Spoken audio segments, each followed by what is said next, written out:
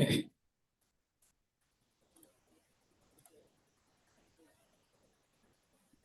have a quorum.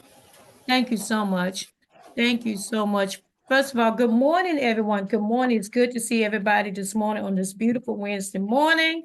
Today is January the 31st, 2024. We have our county affairs meeting this morning. And I need a motion to start a meeting. So move. Second. Okay, all in favor, say aye. Oh, do we need a roll call, Tiffany? Are you I'm there? sorry. Give me 1 second. Okay, Sorry. thank you. Yeah, let's do a roll call, Tiffany. I want to see who's on. Okay.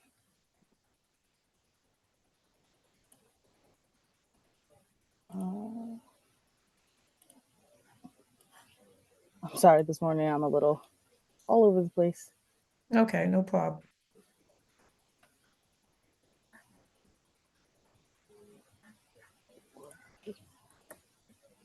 While you're waiting, okay, while you're waiting to try to see who's on, we had a motion first and a second. Delegate Pena Mallett, I say yes. okay. Vice Chair Delegate Veronica Turner, Yes. okay. Delegate Ken Robertson, Present. Delegate Denny Tavares, Present. okay. Delegate Ben Barnes,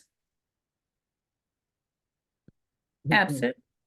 And Delegate Diana Fennell, present. Let the record reflect that we're in our county affairs meeting. The motion has passed and started. As you can see, we have on the agenda, which we're gonna hold because I talked to Senator Nick Charles, and he's not able to be here for Prince George's County 403-24, which is HB 0384. The Prince George's Business Improvement District sale of commercial property. We're gonna just hold that for our next meeting, which is gonna be on February the 7th.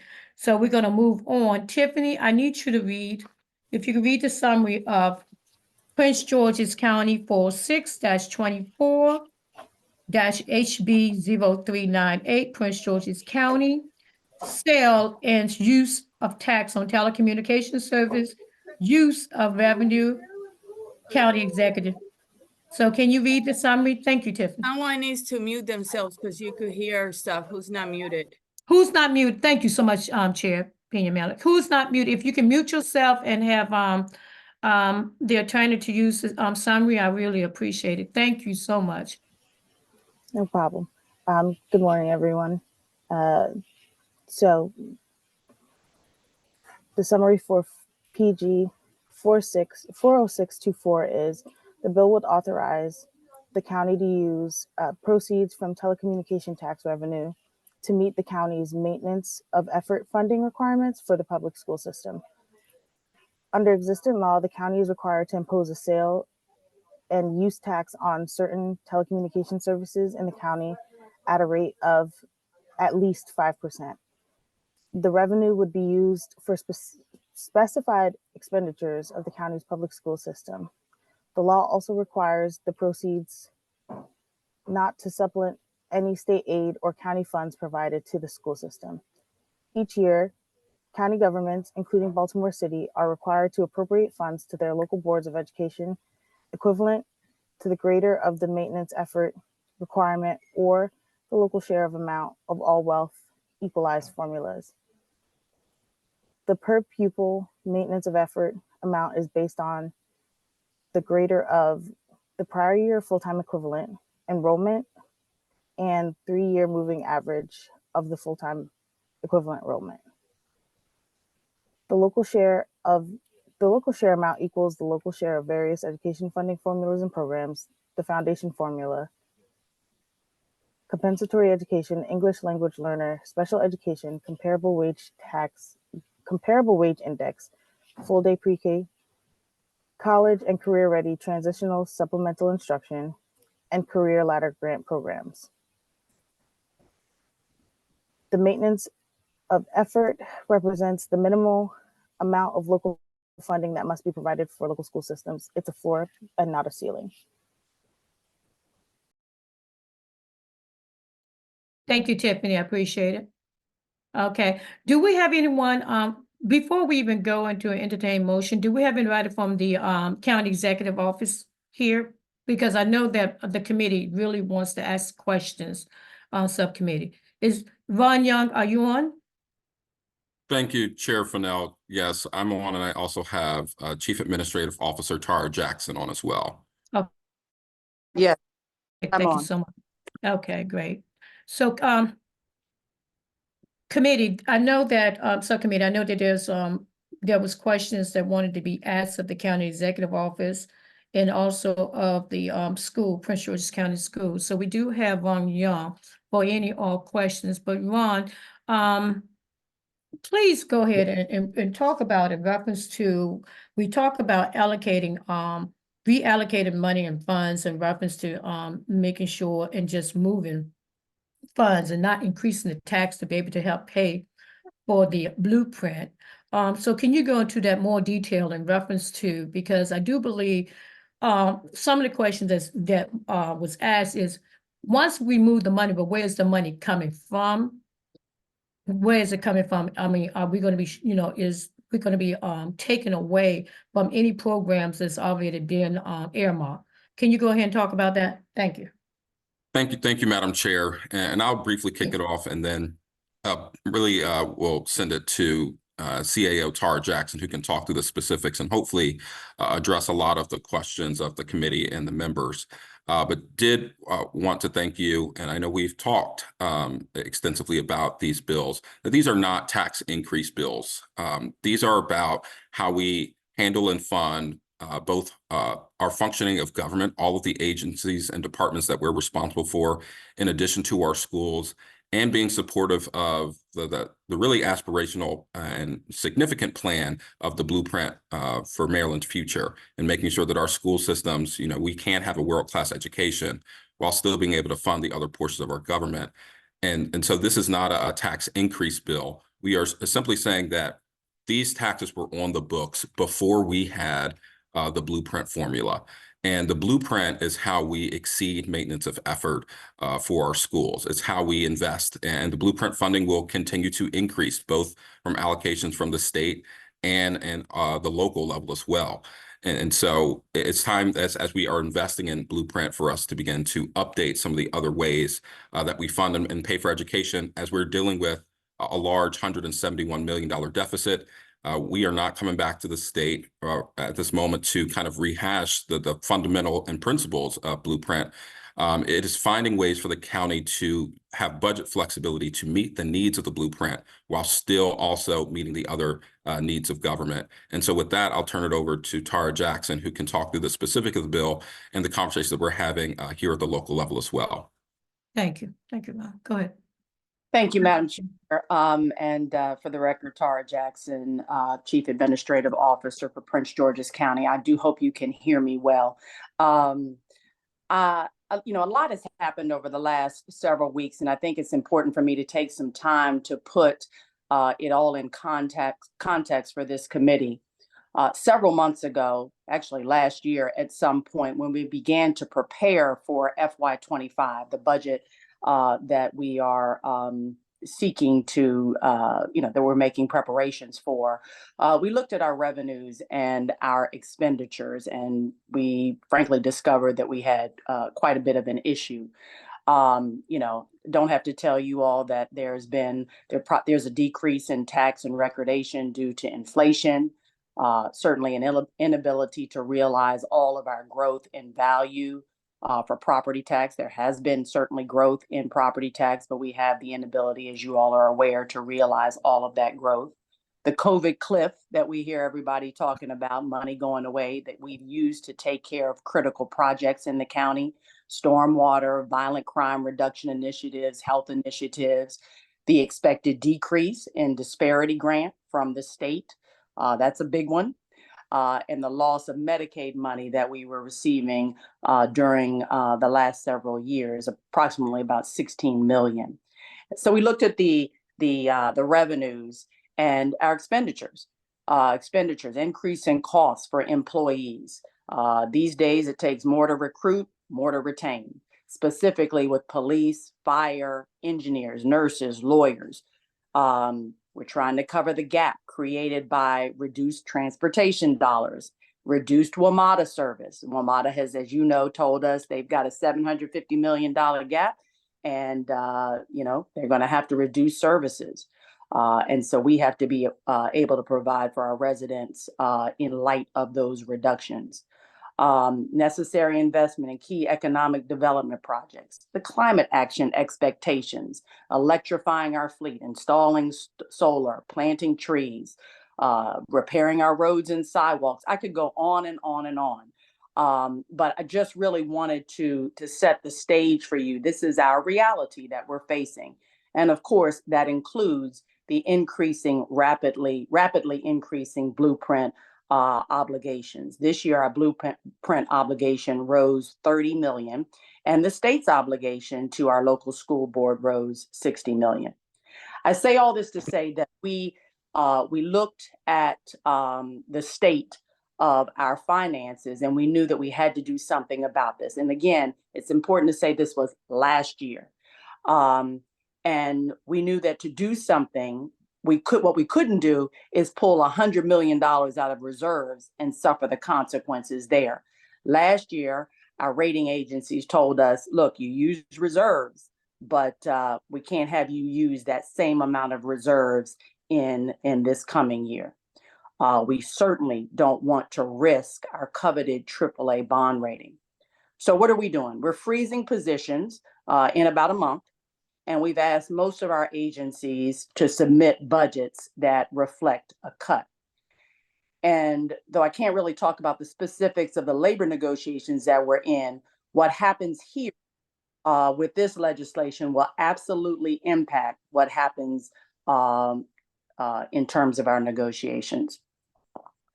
So what we're proposing is that we not be, as Ron has already talked about, is that we not be required to do more than our Kerwin obligation.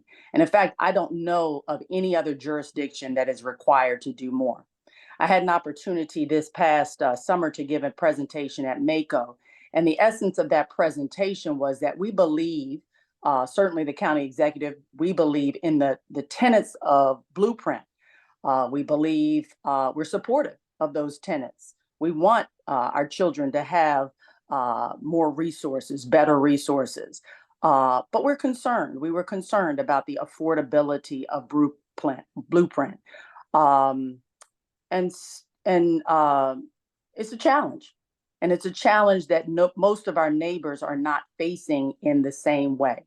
So what this legislation is saying, in essence, is we're struggling with the affordability, but we will pay Blueprint, of course, but we cannot do Blueprint plus. We can't do Blueprint plus another obligation without seriously impacting the services to our residents. The dedication that Ron spoke of, the tax dedication, I think it came probably at least 25 years ago. The dedication from the energy tax, the dedication from the telecommunications tax. And it came at a time, I believe, you may know better, when there was apparently concern that the school would not be provided with sufficient resources. But now Blueprint has taken care of that, and in a way that accounts for the significant needs of many of our students, which, by the way, of course, as you know, which is why we and the city, Baltimore City, are paying so much more than our neighbors. So Blueprint has said, we're looking at your needs in the school system, and this is what you need. This number is what you need to cover your obligations. What this dedication that's been in place for 25 plus years says is, Prince George's County, not only do you have to pay Blueprint, but you need to pay an additional some 60 some million dollars on top of what your new Blueprint obligation is. And frankly, Madam Chair and members of the council, we just think it's unfair for us to have that additional obligation. Thank you. Contrary Go ahead, suggestions. Chief. Go ahead. Mhm. I'm sorry. No, go ahead, go ahead. Contrary to the suggestions of others, this proposed legislation was not born out of anything having to do with the P3. This was something that came about last year because we looked again at what was in front of us in terms of our revenues and expenditures, and we said we cannot afford to pay Blueprint Plus and provide services. It has been proposed so that we can pay our bills, meet our obligations, and maintain some decent level of services for our residents. We certainly share our proposal with the school system. And at some point, I would say in the last maybe month or so, they responded with, well, if you do that, then we can't pay the additional costs related to the P3, which we all believe is a good thing. We're very proud of the first tranche of schools, and we certainly want the this second tranche to move forward. And so, in the spirit of partnership, and because again we believe in the importance of the P3, we said that if we're successful with this legislation, we will use some of the money, which we need. We will use that to cover the P3 payment. So you don't have to worry about that. Take that affordability for you off of the table. So I think at the time, our agreed upon contribution is about $10 million. But we said, look, we'll cover it not only this year. And so that would go up to at least 27 million, maybe even more than that. Whatever it is, we'll cover it this year and for the life of the agreement.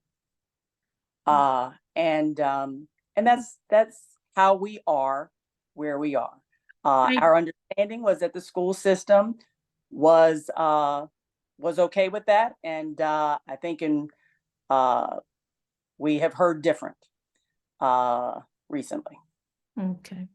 Thank you, Chief Administrator Tara. Committee, Tara, can you tell me if there's any hand raised in reference to the subcommittee? If they, and if Raise my they hand. are, can you put it in order? How you doing, Chair Melanie Pena? So there's a question from Chair Melanie Pena, please. Linda Melnick, yes. Pena Melanie, I'm sorry. It's Please okay. forgive me. It's the same. I love my I husband. know it is. Doesn't I matter know. what order it comes. Thank you. Liz, so we have a question. Go ahead. So, and it only says Tara, so I apologize for calling you Yes. by your first name.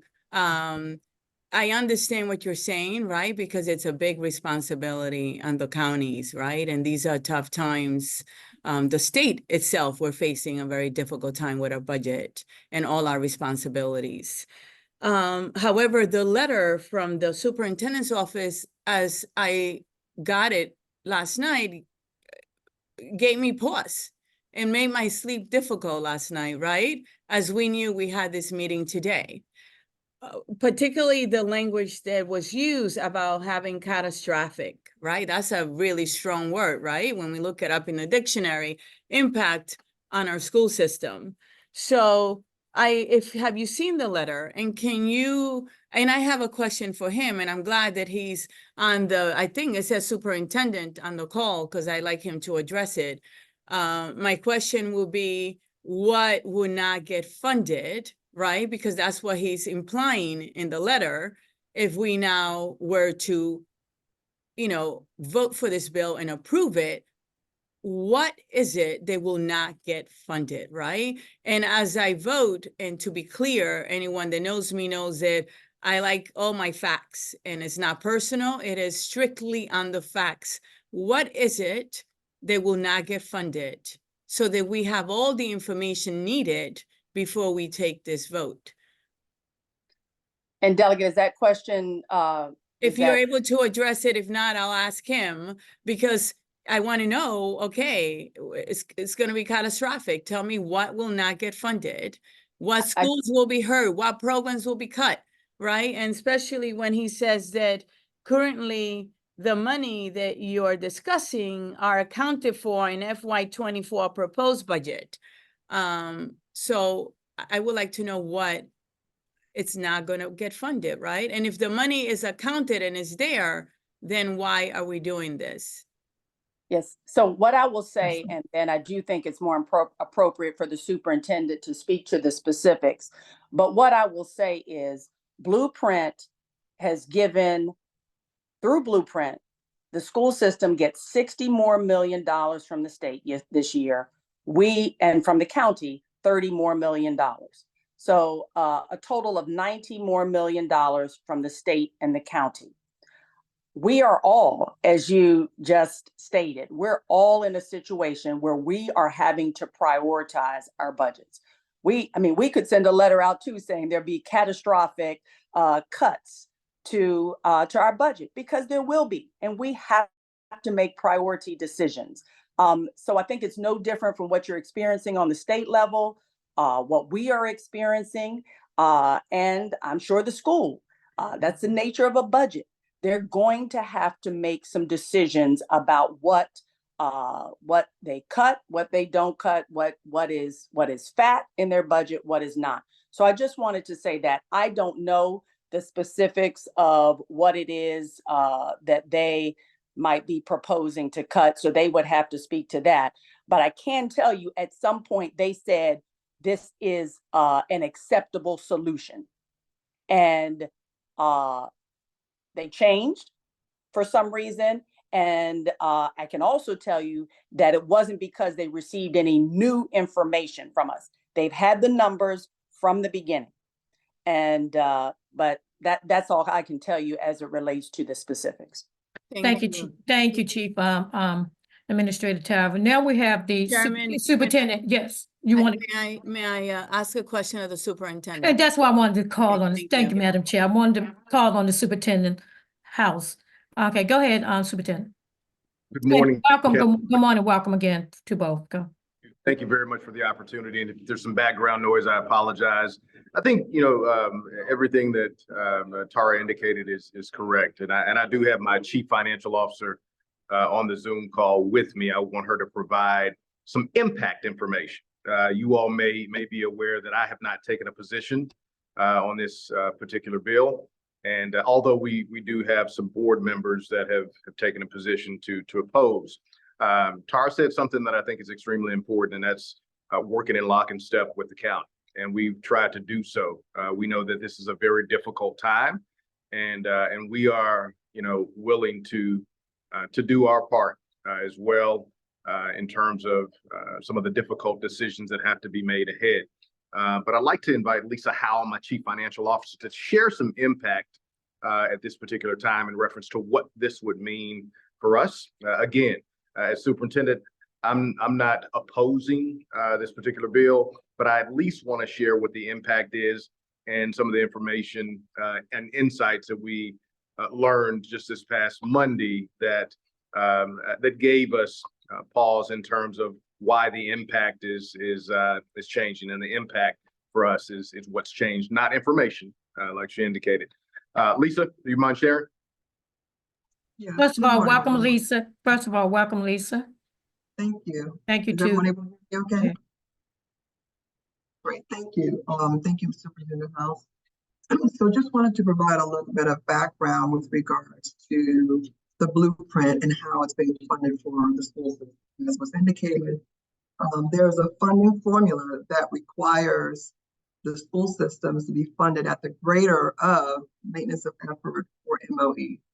And for our school system, that is, the greater maintenance of effort or local share. So for us, that results in the local share of all the state aid programs being the greater of versus MOE. For some of the other jurisdictions, their maintenance of effort is actually greater than the local share. So their funding is determined differently than ours. So it does vary from county to county, and what they're contributing does not necessarily look the same across the state. Prior to the advent of Blueprint, we also had the first phase of the Blueprint schools that were being developed. And as a part of that agreement, there is a county contribution of $15 million that comes through, that was coming through the county contribution that goes towards paying the first phase of the Blueprint schools construction.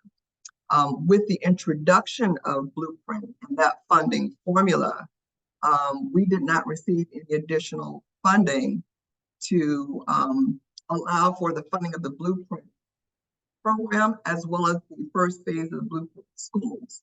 So that county contribution of $15 million that is coming through in terms of the funding to the school system is coming out of the formula driven for the state aid programs. Is coming out of that $15 million is coming out of that payment that's being made on an annual basis. So in terms of part of the impacts, that is certainly one impact to the school system, because as we're thinking about the energy and telecom piece, that has helped to support that county contribution, because we were told that at the time, we're not going to get the additional $15 million on top of, it's going to come out of the funding that we're already getting. But knowing the energy telecom was a portion of that, we were able to cover that, and we kept that process moving forward. So that is one impact for sure, that as we're looking at 25 and going forward, if we're only going to be funded at the state aid formula driven local share calculations, and we're getting that funding from the county, we still have that obligation of $15 million from the county that would now still come out of that, would now be coming out of money for Blueprint that's intended for schools, not for school construction. And so that piece of it is certainly one of our impacts. The other thing that's important to realize, and this is very common across the state, is that even with the formulas driven around the Blueprint legislation, special education is underfunded.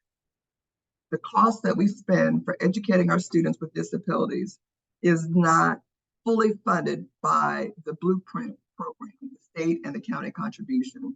And so the money that we're getting on a per pupil basis, we're having to pull money from other sources to help cover that difference. We get a per pupil amount, but the amount that actually costs us to educate on a per pupil basis is greater than what we're getting. And so that means money that we're getting from other general services and operations are helping to cover that difference between what we're getting as prescribed in the legislation for what we actually have to incur. So that is another impact to us as it relates to where we'll have to look at how we're going to be able to adjust our operations and programming to ensure that we're able to still meet the needs of our students with disabilities. But we don't have enough funding as it is to be able to adequately do that. So we'll be pulling from other places in order to ensure we're providing those services and needs that we require for those students. Mental health supports, and we all know we've been impacted by the ESSER cliff. For the past several years, we were able to find mental health clinicians in all of our schools. Now with the ESSER funding going away, we still receive funding as part of the Blueprint for our community schools. But for our schools that don't receive funding as part of the community schools, if they're not part of that community schools grant, that those mental health supports will be going away. We've been able to leverage the partnership we've had with the county through Hazel Health in terms of virtual support, but having that mental health clinician, which is so desperately needed in our schools for our students in person, we don't have the ability to be able to provide those services now with the ESSER funds going away. So that is also another impact that's tied to our plans for 2025. And we have already developed our budget with the assumption that the energy and telecom funds were going to be there. So those are probably the three larger impacts as I think about that for 2025 and on a going forward basis. The impact of phase one of Blueprint schools, that $15 million that is coming from the county, mental health supports, and then just the shortfall that we have in being able to educate our students with disabilities. So our plan is developed. As it stands now, we have our plan that's been outlined with those revenue streams coming in, as well as the assumption that we were going to be paying for the second phase of the Blueprint school. So that's built into our 25 budget. So with this proposal as it stands now, if those energy and telecom revenues were to go away, that's an impact around $64 million is what we assumed in our budget. I think the estimate is not closer to 66 million, but we estimated it would be around 64 million. And then you have the difference of that 27 million that would be paid by the county if those funds were to be retained with the county. That's an impact of about $40 million in our fiscal year 25 budget that we would not have to go back to solve for to see how we're going to be able to close that gap, along with the impact of some of the items that I just discussed. Thank you so much. Are you finished? So Madam Chair, Yes, yes, go ahead. Go ahead, Superintendent. Yes. I hope we were at least able to offer some perspective. I want to be clear that what we wanted to do this morning is just to share impact. Okay. And this means we understand and know that this is a very difficult time in the state, in the county as well, and everyone will have to pull up their pull up their socks and pull up their boots and put on their best moving forward in terms of cuts. And we're willing to do so, but I think it's important for the council to hear what impact that means for the school system. But we are a partner of the county. We're very supportive, appreciative as well, and we hope this information has been enlightening in terms of what it means specifically for the Prince George's County Public Schools. Thank you. Thank you so much. Is there any other questions? Madam Chair? Who is that? Who? Tiffany, you Tiffany. can help me. Yes, we have two hands raised, so I just want to, Who hand was raised first, Tiffany? Delegate Pena Melnick, apologies, and then Delegate Tavares. Okay. Delegate Pena, well, she was first. She still had a question, and then we'll go to Delegate Tavares. Okay. Thank you, Chairman Fennell. I You're appreciate welcome. it, and I want to thank everyone that came today. So this is a scenario where I feel like we're putting the responsibility from the county executive's office, the county, to the school system, right? To fill this $40 million gap. We're kicking it to them to figure it out. We heard that, if I may, that this will have an impact on special education, on construction, and on mental health. So my question to the superintendent is, that $40 million gap that you now will have, can you tell us what will you cut and how will you make that up? And if you do not have an answer, because I do want to help the county, I do want to help you, is it possible for you guys to get together, right? Because you all work for the county, right? You should be on the same page. Can you get together in the next week before we meet again and figure out a way to do this that minimizes the impact? And can you share that plan? So Superintendent House, can you address that? And thank you, Madam Chairman, for allowing me to ask the question. You're welcome. Thank you, ma'am. And it's the latter. We are absolutely willing to sit down with the county. There is not a specific plan that breaks down where the $40 million cuts would come from as of yet. But we continuously have conversations with the county. We're an open book as well as the county to ensure that that we're working together. So I'm sure that we will be connecting by the end of this week or next week to have additional conversations. Madam Chair, I would like to know, to get in the next few days, how would that $40 million be addressed? Thank you so much. Thank you, Madam Chair. Another question before we go to Danny in reference to, and I just want to make sure that we're clear in reference to that there was a $90 million more increase, correct? Is this Ron? I think this is Ron. A question for Ron, then I'm gonna go to Danny. I just want to make sure that I have my question answered in reference to there was a $90 million more increase from Chief Administrator Tara. Is she still on? Yes, Yes. Yes, Madam Chair, there was a $60 million increase from as it relates to the state contribution, state blueprint contribution, and a $30 million increase from the county. And if you would just allow me to say, we can certainly provide a list of cuts as well that we would have to put forward. if this legislation doesn't pass. You know, the child is not just provided for within the schoolhouse. We've got social services, we've got housing, we've got transportation, we've got food, you know, all of which still benefit the child. So we would like to provide a list of service cuts as well, if that is, if that's what the chair would like. Chief Administrative great. Officer, thank you, but I don't think that, we're looking at, not making sure that we address the needs and issue of our children in Prince George's County. What we're gonna do now, I'm gonna, and then I'll get back to you in a few minutes, and we're gonna go back to, Delegate Tavares, who has a question.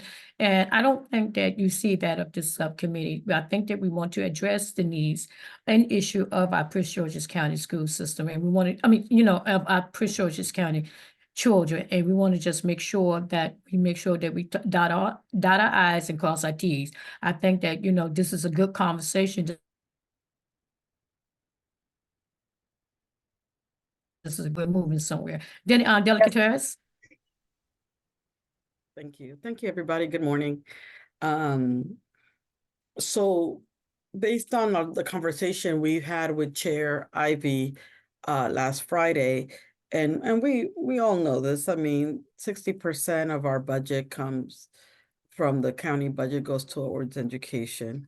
And so it doesn't leave us a lot of money to run the school system, right?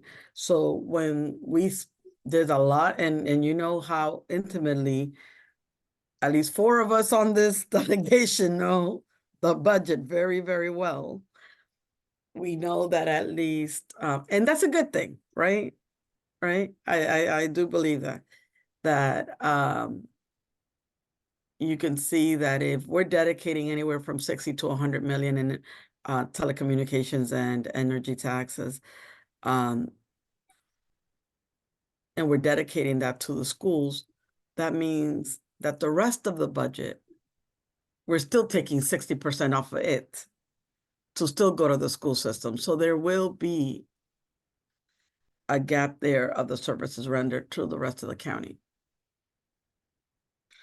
And that's, I guess, one of the things that I'm concerned of. And I think that that's at the heart of the issue, what Chairman Pena Melnick is trying to get to, I believe.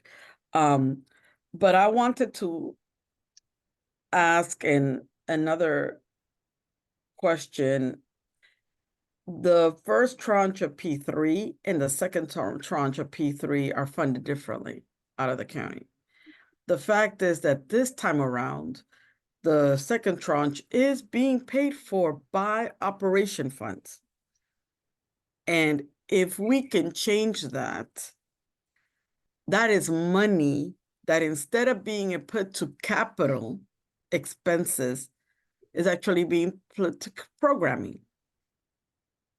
And I don't know why that change occurred, but my understanding was that the reason why we were moving in that direction when we were first developing the first tranche was that regular type expenses of capital improvements were going to be, now that we didn't have to fund certain schools, could be better directed to the second tranche of schools. So but if there is a way for us to fund it out of capital expenses, I think that'll put us in a better position and more. Thank you, Delegate Tavares. Committee, we have before you in reference to, and I heard Delegate Pena Melnick stated in reference to that she wanted a couple more days. Committee is that justification? excuse me, I'm sorry. Excuse me, Delegate?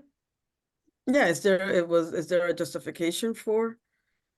I'm addressing Delegate Pena Melnick in reference to what she talked about. What I'm asking is of the committee for Prince George's 406-24. We did not get a chance to read the summary, which is Prince George 407-24. HB 0396, Prince George's County Sales and Use of Tax and Energy in View of the Revenue County Executive Bill also, which is 2 in reference to addressing that. So my question to the committee is, are you willing or ready to take a vote, or you want to hold this and wait till next week so we can get it out, so we can address the need and get the question answered? That's I my would like question. to hold the bill. Okay, basically, that's all I ask. Mhm. Okay, thank you so much. We're gonna continue this. Hopefully, we can all get together, meet before Wednesday to make sure that we have this ready to go out, because I am moving it out, which way on next Wednesday, want to continue to move it, okay? And I thank mean- y'all so much in reference to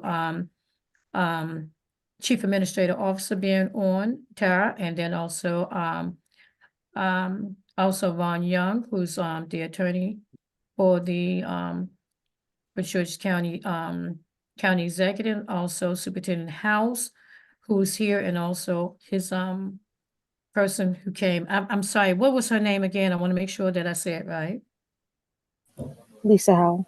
Okay, very good.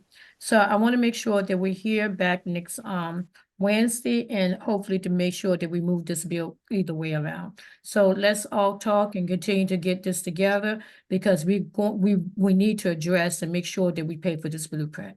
Is there any other questions? Yes, Any I of the- didn't get a response for my question at all. Nobody even spoke. Well, I hadn't finished, Delegate, please. Thank you so much for giving me the opportunity to lead this committee to speak. Thank you. I appreciate it. Thank you. If you can mute yourself until I call back on you, I appreciate it. Thank you. Okay. So as I stated before, we appreciate it. And then if you want to go ahead and address Delegate Tavera's question, if not, we can come back with that answer if you do not have it. Do you have an answer to her question? I can speak generally to the question, Madam Chair, if you would like. And thank you, and I appreciate that respect. Thank you so much. Go ahead.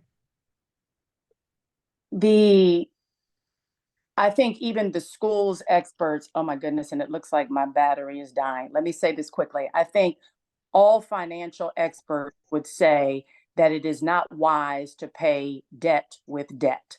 And if you use the CIP, you are using debt to pay the developer's debt. So that's the short answer. And I think even the school system would agree that in the long run, you spend much more money if you use capital dollars to pay for debt. And that's because, again, with the P3 program, the developer is incurring debt. It's like a credit card paying for a credit card. The developer is incurring debt. And then if we use CIP dollars, which is our debt, to pay for their debt, it is an increased cost over the 30-year period of time. And it's just not financially the wisest way to move forward. Thank you so much. Is there any other questions? If not, I cannot see the hands. I do. Okay, Pin okay. the mail it. Thank you so much. So what I Delegate, would pin the like, mail it. Mhm. Thank you, It's Vice Chair. tough to see the hand, I know. I do it as well. It's very tough.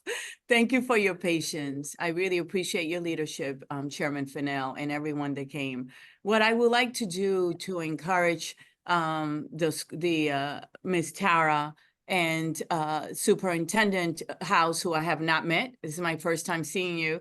It's great to see you. If you could meet and talk in the next few days and maybe try to, work something out, that will be great. Receiving that letter, gave us a little pause, as you can see from the discussion. So, we need to be together on this as a county, so that will be great. Also, I would like the position of the school board. I understand that they're voting on Thursday as well, to make sure that we get that. Thank you so much for the consideration. Again, Chairman Fennell, thank you for your patience. Thank you. So we will have these two bills committee and the people that's watching, constituents and others, we will have these bills to come back to our committee on Wednesday and hopefully to be moved out on Wednesday, which is going to be Prince George's 46-24, HB 398, and Prince George 4724, HB 396. Please, school system and the county executive office, come together, and I know that we will, because we all want the same thing. We will get this done. Thank you so much. And I see you all on next week. I know that we have the governor who's going to be doing the state of the state address. So hopefully we should not be in that long. We should have everything worked out. And thank you all so much. I see you all next Wednesday at 9. Thank you. Thank you, Delegate Fennell, and thank you for your leadership. Thank you so much. And I appreciate it. Let's get it done. Let's bring back home